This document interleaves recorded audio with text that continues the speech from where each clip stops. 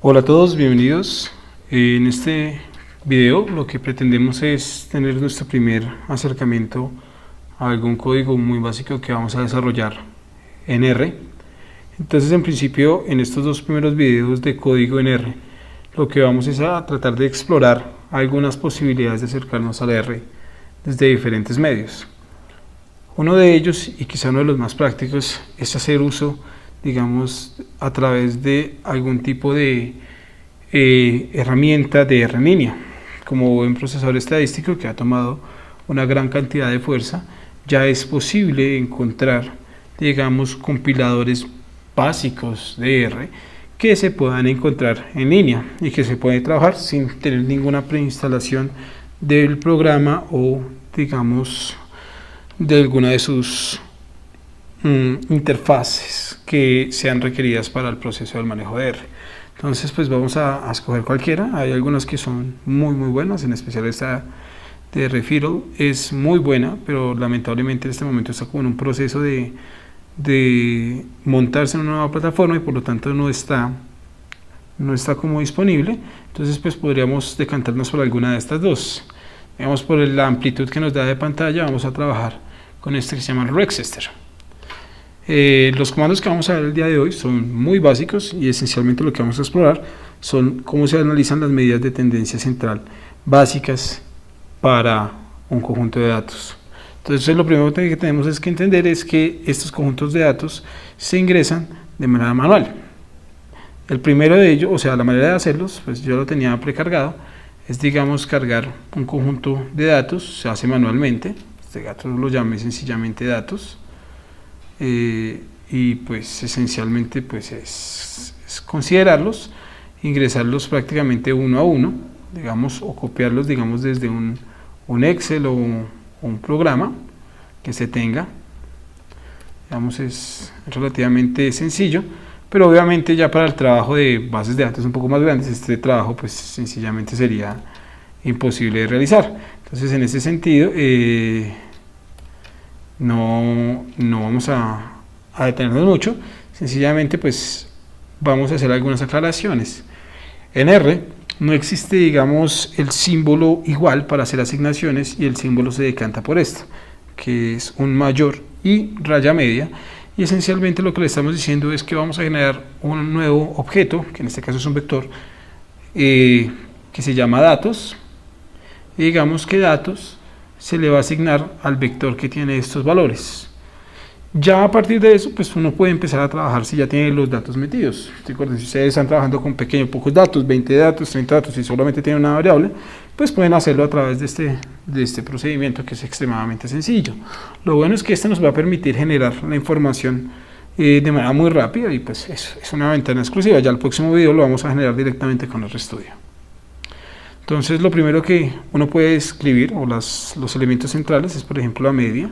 La media se obtiene, digamos, a través de esto. Entonces, sencillamente que decimos que queremos hallar la media del conjunto de datos. Por ejemplo, si yo ya ingreso unos datos, uno podría tratar de decirle que corra y ahí, por ejemplo, me está botando la media. En este caso, la media es de 0.308.66.67. Pero digamos, uno podría tener algunos datos preliminares. Por ejemplo, el comando sort datos, digamos, siempre tenemos que tener mucho cuidado porque él se hace distinción de mayúsculas y minúsculas. Si yo le digo sort datos, él me va a enviar el conjunto de datos organizados. Si yo quisiera saber cuántos datos tengo, pues yo podría ingresar la longitud length datos, en este caso, siempre manejando el mismo rango, digamos, del nombre de la variable. Por ejemplo, ahí ya me lo va a enviar antes de la media, me va a decir que tengo 60 datos, quiere decir que es una muestra relativamente pequeña. Entonces, pues digamos, iremos obteniendo como algunos elementos. Digamos, esto es solamente para obtener los resultados y después los podemos ir copiando. Entonces, la desviación estándar se calcula esencialmente con las letras SD de datos, lo cual me está diciendo que la media, la desviación estándar en este caso es de 0.1086975. Si quisiera calcular, por ejemplo, la mediana, es a través del comando median de datos y digamos, ahí vamos a ir obteniendo cada una de las medidas de tendencia central. Entonces digamos, ahí tenemos la media, la mediana, son relativamente pequeñas, o sea, la diferencia que hay entre las dos. Y pues tenemos también la desviación estándar, que es pequeña, lo cual me está diciendo que los datos son relativamente homogéneos, pero pues igual también al tener una media y una desviación estándar pequeña, pues quizá el coeficiente de variación puede llegar a elevarse bastante. Recuerda que el coeficiente de variación pierde un poco su validez cuando tenemos desviaciones estándar pequeñas. Entonces en ese sentido pues vamos a tener que tener cuidado, porque igual tanto la desviación estándar como la media son cantidades pequeñas, y ahí cuando se están hablando con cantidades pequeñas el coeficiente de variación puede perder su validez.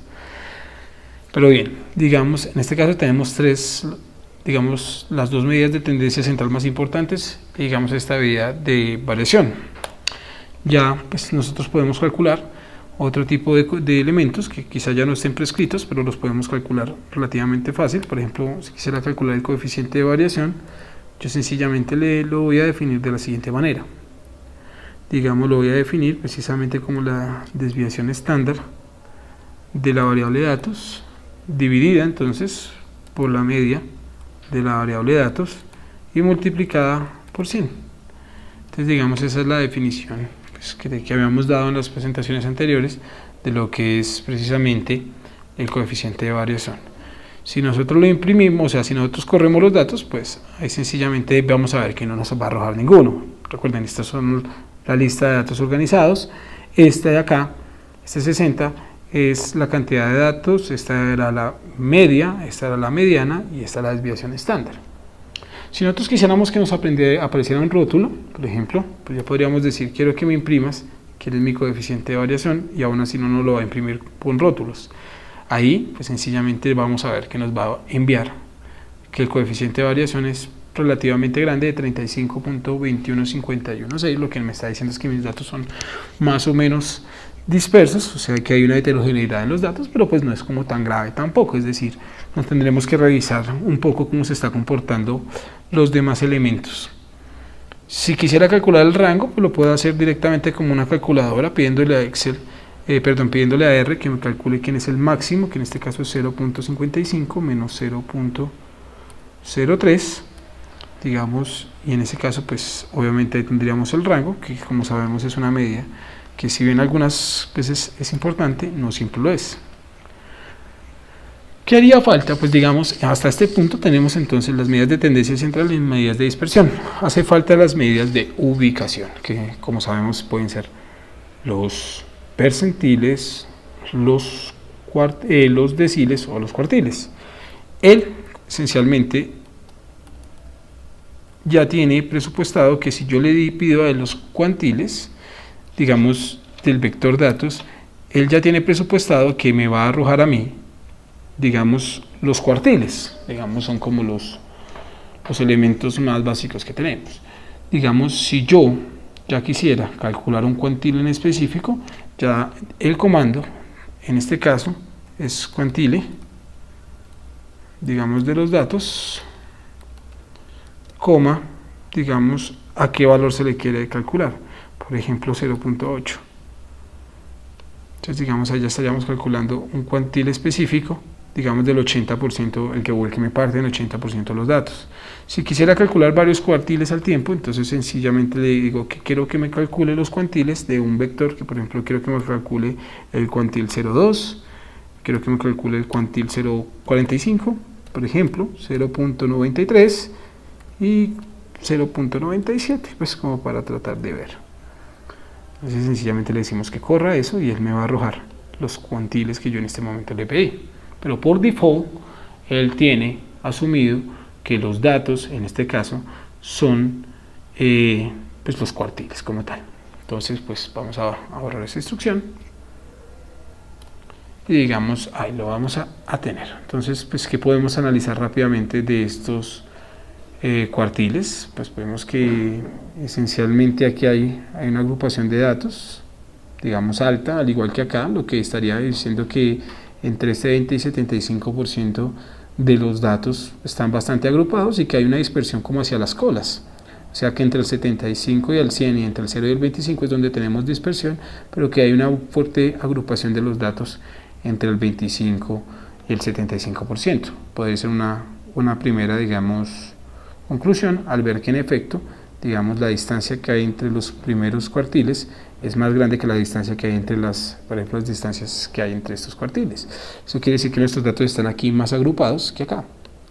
Esto lo podemos, digamos, apreciar a través del histograma que podamos tener de la variable datos, que esperemos que nos arroje que ese comportamiento que estamos considerando en efecto es correcto, lo cual nos dice que es exactamente lo mismo. La agrupación está precisamente como en la mitad, tiene una fuerte presencia acá, pero que hacia las colas en efecto se va dispersando un poco los datos.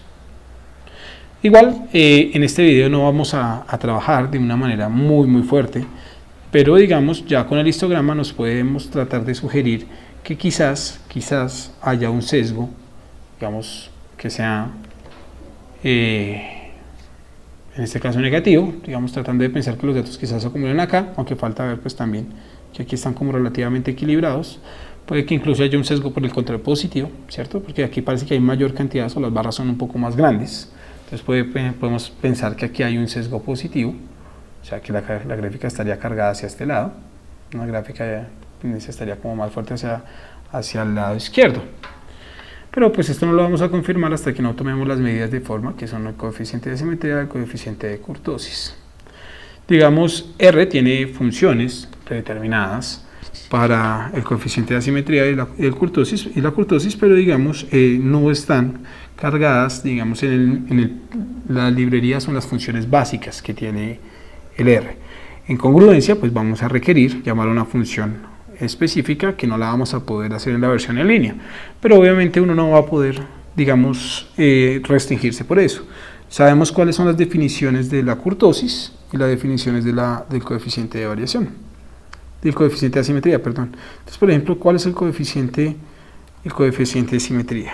El coeficiente de simetría sencillamente lo vamos a definir precisamente como 1 dividido entre n-1, recuerde que n en este caso es la longitud del vector, entonces vamos a decir que es la longitud del vector menos 1, entonces LNGTH de datos, la longitud del vector menos 1, ¿cierto? Multiplicado por la desviación estándar de los datos. Entonces eso pues va a ser la primera parte al cubo, esta partecita va al cubo. Entonces digamos, sencillamente vamos a decir que esta es la primera parte, 1 sobre n menos 1 por s al cubo, por la suma, digamos, de los datos, menos, o sea, de los xy menos su media al cubo. Entonces, obviamente, cuando nosotros vayamos a mirar en la definición, pues vemos que cada elemento es el m sub i. No obstante, el R entiende que si bien datos es un vector y la media es una medida, esta operación lo que hace es restar a todo el vector este valor, digamos, y obviamente al final a la suma, bueno, y cada uno de los datos, que están en eso, de datos menos su media, se eleva al cubo. Entonces, digamos, ya con esto, pues tendríamos la definición, pues muy artesanal de lo que podría ser el coeficiente de asimetría. Y el coeficiente de kurtosis, pues es exactamente lo mismo, pero solo que no está definido al cubo, sino que estaría definido a la 4. En el próximo video, si quieren, podemos explorar cuáles son las funciones y cuáles son los comandos tanto del coeficiente de asimetría como de la kurtosis, pero digamos ya desde un punto de vista de los datos. Ahora bien, aquí hay un pequeño truco. Si yo quisiera calcular esto, yo de nuevo debería pedirle que él me imprima tanto el coeficiente de asimetría como el coeficiente de kurtosis. Y al hacer eso, pues él en efecto va a calcularlo. Si no hay problemas en la red, aquí está. A ver, me dice que hay un error en la función.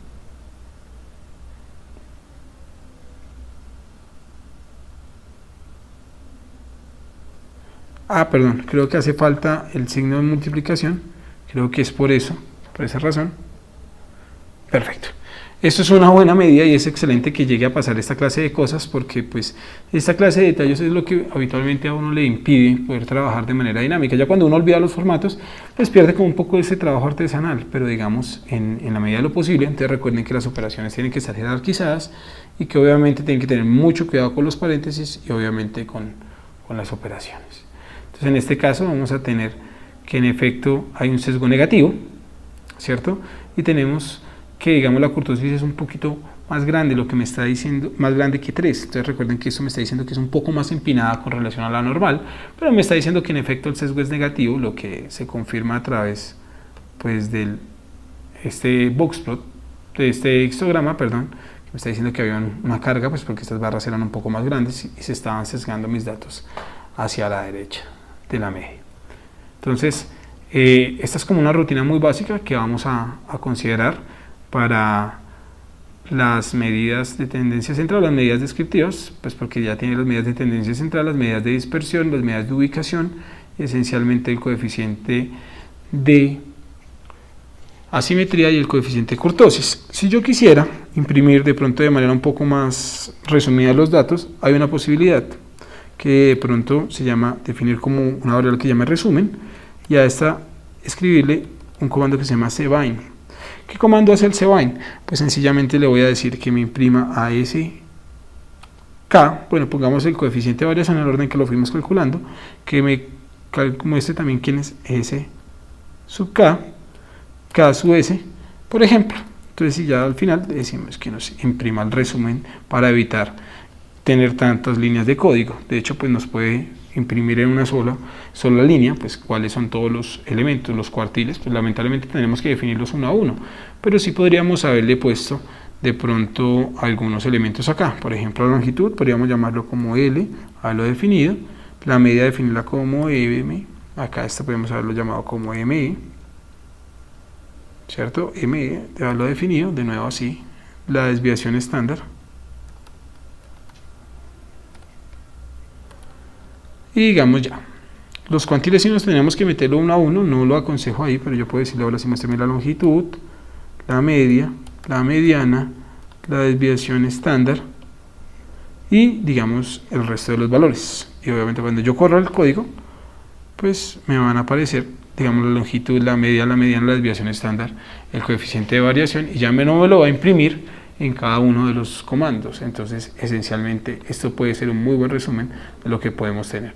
Porque solamente nos va, pues si omitimos esta línea también, digamos que la de los datos, que digamos no es que sea pues necesaria, si uno ya sabe que no va a tener que organizarlos bajo ningún motivo, salvo que quiera hacer ciertos procesos manuales, pues me va a botar obviamente todo lo que sería los cuartiles, y las medidas básicas de tendencia central, las de dispersión, las de forma, las de ubicación y obviamente la parte de los histogramas vamos a ahondar un poco más en el siguiente video. Entonces de momento muchas gracias por ver este primer video. En la próxima vez vamos a hablar un poco más pero desde RStudio.